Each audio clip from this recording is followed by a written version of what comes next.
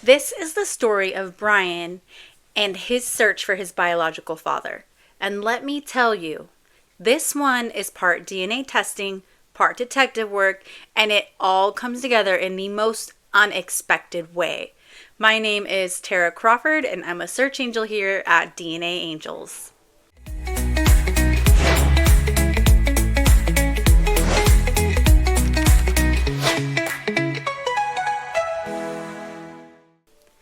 Brian grew up always having a name attached to who his father was supposed to be, but he had never met him. He never interacted with him, and honestly, he never really cared all that much until late in 2024 when curiosity got the best of him.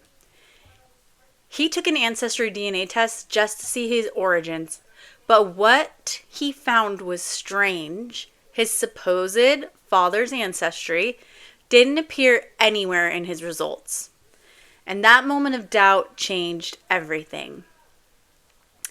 At first, Brian grew up thinking that the man on his birth certificate had been at least paying child support. But later he realized that wasn't true. That was just something that had misquoted from something his mother had once said. And it was actually Brian's mother who pointed him to us. She wanted her son to finally have the answers he had been missing all of his life. Now, when we looked at Brian's DNA results, things did not look great at first. He only had 5 matches above 100 centimorgans. That is not a lot to work with. But with some sorting and tree building, eventually we were able to identify 2 sets of great-grandparents. The first set was John and Leona Smith. Those are the names that we're going to give him for the story. Who had 2 children, a son named John Jr. and a daughter named Sally. The second set of great-grandparents that we were able to identify through tree building and DNA matches was Joey and Sarah Thompson, who also had just 2 children, a son named Raymond Thompson and a daughter named Jane Thompson. So at first, this seemed like this would be easy. Both families were small, 1 son, 1 daughter each. Surely we could connect the dots and find the marriage that brought these 2 lines together. But that marriage connection never appeared. And that left us with a big problem. If we couldn't link the families, then there were only a few possibilities left. Brian's biological father could have been adopted.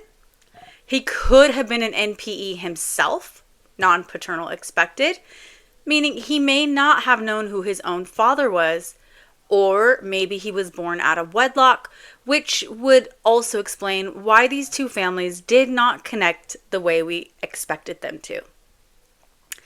So, with no clear paper trail, the only option was to start reaching out to living relatives, which we were able to identify just by using a public record search website. So the best approach in these cases like this is always for the testee, the person that is doing the searching, to make contact themselves. And Brian was fantastic at this. He's a pro. He reached out to the relatives from the Thompson family first, but they weren't comfortable responding. They really didn't want to interact or answer any questions. When he reached out to the relatives from the Smith family, he did have a little more luck. They were more interactive. They were able to determine that he was speaking with a possible daughter of a potential grandfather, and she was able to confirm some information such as where this possible grandfather was living, just little small tidbits, so that we could kind of figure out if there's any connection such as what state Brian was born in. But still, even with these conversations, they weren't any closer to figuring out who his biological father really was. That is when our client Brian decided to take a completely different approach, a very brave approach, by the way.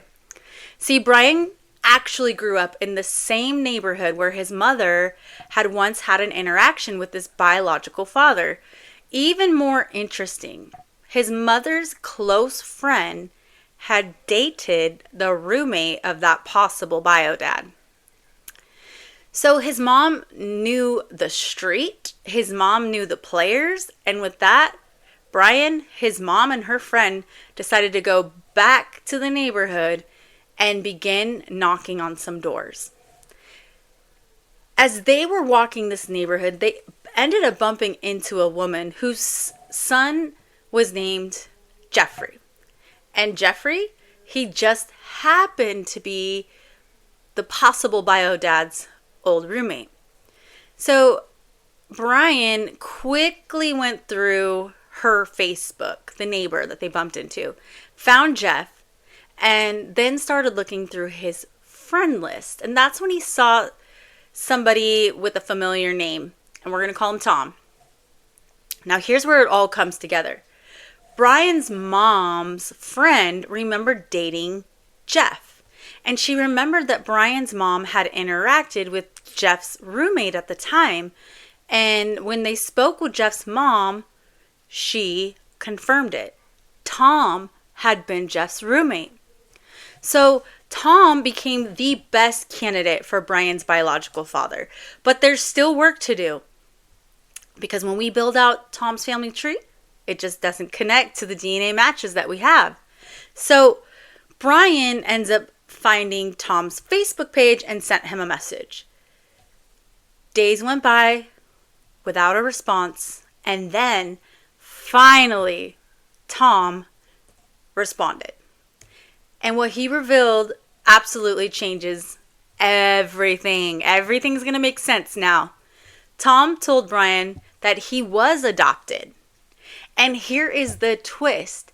Just 2 days before Brian reached out, Tom's birth mother had contacted him for the very first time.